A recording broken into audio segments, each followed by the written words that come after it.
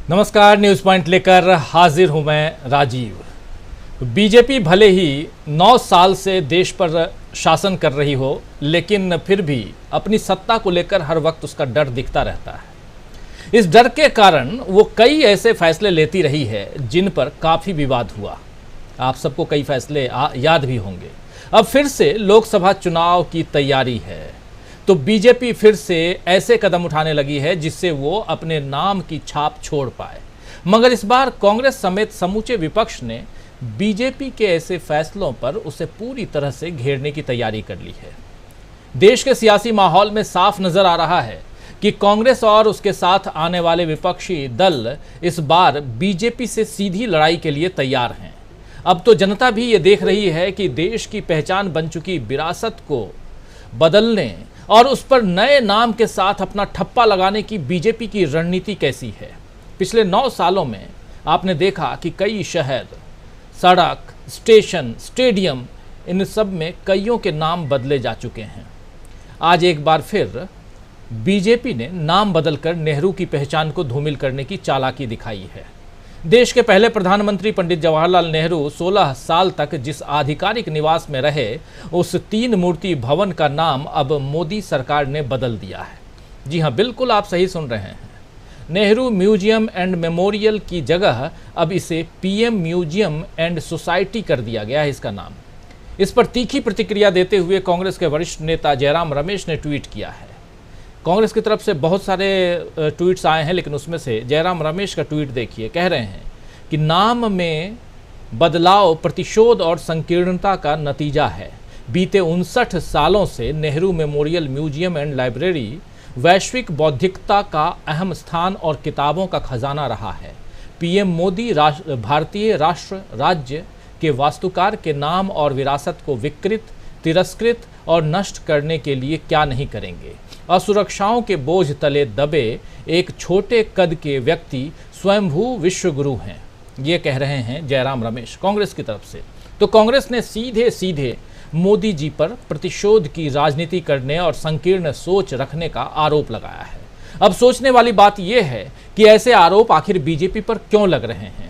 देश और दुनिया ने देखा है कि किस तरह मोदी जी बार बार अपनी हर मुश्किल के लिए पिछली सरकारों को कोसते रहते हैं और खासकर नेहरू गांधी परिवार उनके निशाने पर रहता है। लेकिन सवाल यह है कि क्या नेहरू जी का नाम मिटाने की ये कोशिश बीजेपी को कुछ लाभ दिला पाएगी?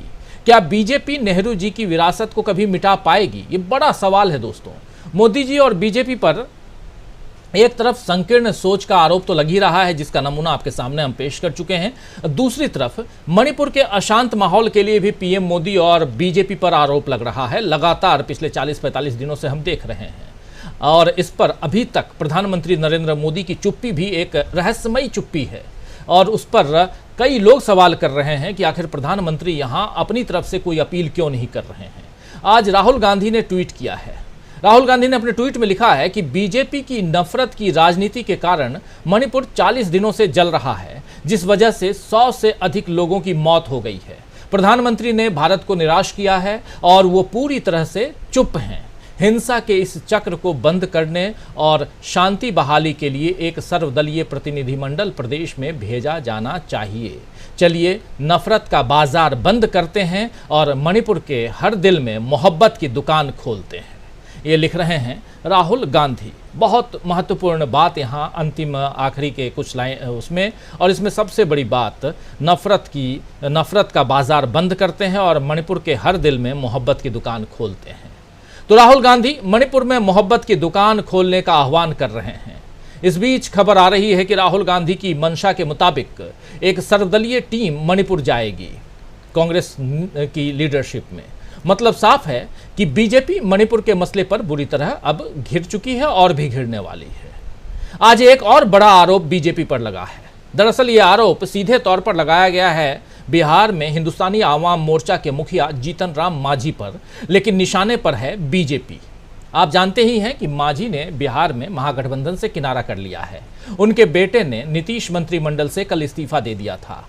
आज इन तमाम मसलों पर मीडिया से चर्चा करते हुए, बात करते हुए नीतीश कुमार, जो बिहार के मुख्यमंत्री हैं, उन्होंने कहा है कि मांझी भाजपा से मिले हुए थे। अगर साथ रहते तो विपक्षी दलों की होने वाली जो 23 तारीख को बैठक है, उस बैठक की तमाम बातें वो भाजपा तक पहुंचा देते। आइए जरा सुनते हैं। घर का भेदी लंका ढाहे कहा जाता है। क्या घर के भेदी की तरह काम कर रहे थे मांझी? सुन लेते हैं पहले नीतीश कुमार को, इस पर भी चर्चा करेंगे। सुनिए। कि नहीं साहब इधर हो और दूसरी तरफ से अन्य पार्टियों की तरफ से खो गया था, तो आप लोगों को तो बता ही दिए हैं पहले। तो हम लोग फिर अलग हो गए, तो उसी में वो चूंकि बीजेपी के लोगों की इच्छा थी कि उनको आप अपने साथ करके अपने शेयर का उनको दे दीजिए टिकट, तो दे दिए थे। लेकिन वो जो थे जीतन मांझी, तो आपको मालूम है जी, हम रिजाइन कर दिए थे। आपको याद है ना 14 की कहानी, लोकसभा के चुनाव के बाद, और हमने अपनी जगह उस व्यक्ति को बना दिया। अब वो अभी क्या बोलते रहते हैं उनको नहीं पता है। पार्टी का कोई नहीं चाह रहा था कि आप छोड़िए, तो हम छोड़ के उस आदमी को और कोई दूसरा नहीं नाम दिया था। हमने इसलिए सोचा कि हम हटेंगे तो हम एक शेड्यूल कास्ट को बनाएंगे, तो ये हम कर दिए थे। और उसका तो उनका ठीक रूप नहीं था, तो 2 ही महीना के बाद पार्टी का लोग, तो हम शुरू में नहीं माने, बाद में हम स्वीकार कर लिए कि कई लोगों को हटा दिया, तो फिर हम लोग आ गए इधर। अब बाद में फिर जब ये आए तो कहे कि रहेंगे, तो हमने कहा कि भाई इतना ज्यादा आप लोगों का काम किया, तो अभी मीटिंग होने वाली है हम लोगों की, आप जानते हैं ना, विरोधी दलों की। यहाँ पर वो जब थे तो वो भी चाहते थे कि वो मीटिंगवा में हम रहें। तो एक बात सबको मालूम था कि जहां कहीं भी वो बीजेपी के लोगों से मिल रहे थे, आप मिल करके फिर हमारे यहां भी आकर के कहते थे ये हुआ, तो हम तो जान ही रहे थे सब बात। तो हमने एक बार कह दिया, और जब मेरे पास मिलने आए तब भी हमने कह दिया कि या तो आपको इतना ज्यादा हमने बनाया, कोई दूसरा नहीं बनाया, या तो अपनी पार्टी को मर्ज करिए, और नहीं तो अलग होना है तो अलग हो जाइए। तो मर्ज नहीं किए, कहा कि ठीक है तो हम अलग हो जाते हैं। अलग हो गए, ठीक ही हुआ। तो उसी का देखिए जरूरी था। अभी 23 तारीख को मीटिंग है, तो सब पार्टी के लोग अपनी अपनी बात करेंगे। अगर ये लोग अंदर रहते तो जो कुछ भी बोलता वो सब बीजेपी को खबर होती। तो इसीलिए आप समझ लीजिए कि ये पहले ही किया, आप लोग जान लीजिए। तो इसीलिए हमने कह दिया था आप तो मर्ज करिए, नहीं तो अलग होइए। तो हो गए अलग, अब ठीक है हुआ। इसीलिए आप जानते हैं हम तो अपने कोटा के ना बना दिए थे उनको, तब फिर हम तो उसी तरह सदा को बनाए। अब रत्नेश सदा को आप लोग जानते न है जी, कब से हम रत्नेश सदा को हम जान रहे हैं। मीटिंग बुलाया, कहाँ गए, कब से हम जानते हैं। तीसरा टाइम तो हमको लगा कि वो तो ठीक ही है, तो इसी को हम बुला लिए। उसी दिन जब हो गया कि अब वो छोड़ देंगे, तो हमने इसको बुला लिया।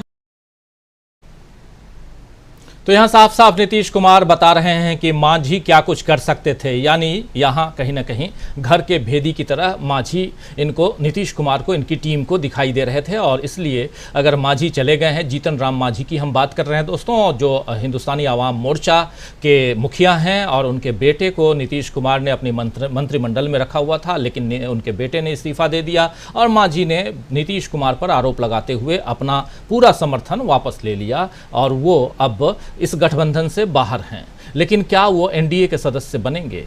हालांकि नीतीश कुमार का कहना है कि एनडीए के साथ ही जुड़े हुए हैं, वो भाजपा के लिए वो काम कर रहे हैं। और हमारी जो मीटिंग होने जा रही है 23 तारीख को, इसी 23 जून को, उस मीटिंग में अंदर कुछ क्या बातें हो रही हैं, होंगी या होती, उन बातों को वो भाजपा तक पहुंचाते। एक गंभीर आरोप लगाते हुए नीतीश कुमार यहाँ, और कैसे जब नीतीश कुमार ने कुछ दिनों के लिए, कुछ महीनों के लिए अपना पद छोड़ा था, तो उनको बनाया था और सोचा था कि एक एससी को बनाऊंगा तो अच्छा होगा, लेकिन उस समय भी मांझी ने इनके साथ दगा किया, धोखा दिया। ये तमाम बातें यहाँ रखते हुए नीतीश कुमार, एक दूसरा सवाल भी नीतीश कुमार से पूछा गया कि आप कह रहे थे कि 2024 से पहले केंद्र सरकार जो है वो चुनाव कराएगी। तो नीतीश कुमार ने इस पर एक बड़ा बयान दिया है और कहा है कि केंद्र सरकार के पास बहुमत है और जाहिर तौर पर वो समय से पहले लोकसभा का चुनाव करा सकती है। उन्हें यानी भाजपा को लग सकता है कि विपक्षी दलों की एकता आने वाले समय में उन्हें प्रभावित कर सकती है, इसीलिए वो समय से पहले चुनाव यानी लोकसभा का चुनाव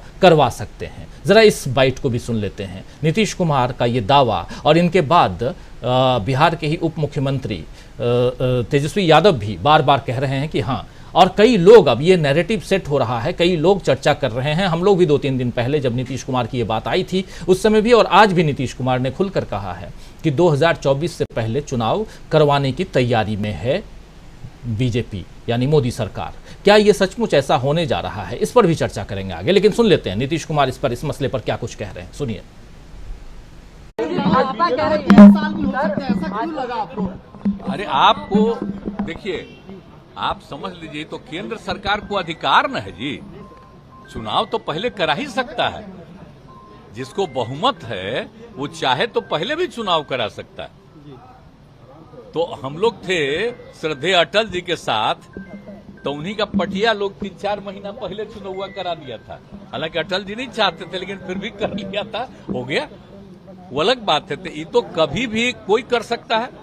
अगर मान लीजिए अपोजिशन की यूनिटी के लिए शुरुआत किया गया है, तो हो सकता है उन लोगों को लगे कि लोग मिल करके आगे बहुत मूवमेंट करेगा तो ज्यादा नुकसान होगा, तब पहले भी कर सकता है।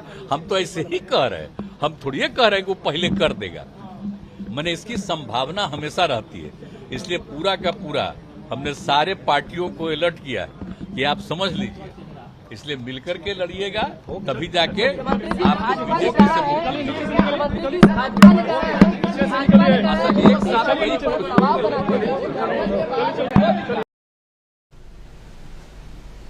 तो नीतीश कुमार को सुन रहे हैं आप और कह रहे हैं कि ऐसी संभावना जता रहे हैं, और क्यों जता रहे हैं ये तमाम बातें यहाँ कह रहे हैं। और अटल बिहारी वाजपेयी की सरकार के समय क्या कुछ हुआ था, 2004 में जब चुनाव करवाया गया था, अटल बिहारी वाजपेयी ने भी 6 महीना पहले चुनाव करवा दिया था।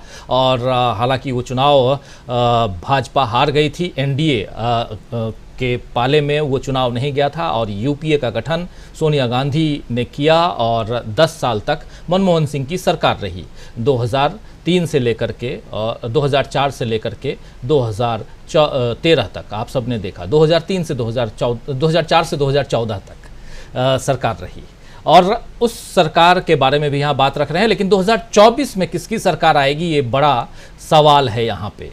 अब कुछ दिन बचे हुए हैं, अगर गिने तो लगभग 250 दिन बचे हुए हैं। इन 250 दिनों में क्या कुछ होगा, कितना रंग बदलेंगी ये तमाम पार्टियां, इस पर सबकी नज़रें टिकी हुई हैं और हम लोग भी चर्चा लगातार कर ही रहे हैं।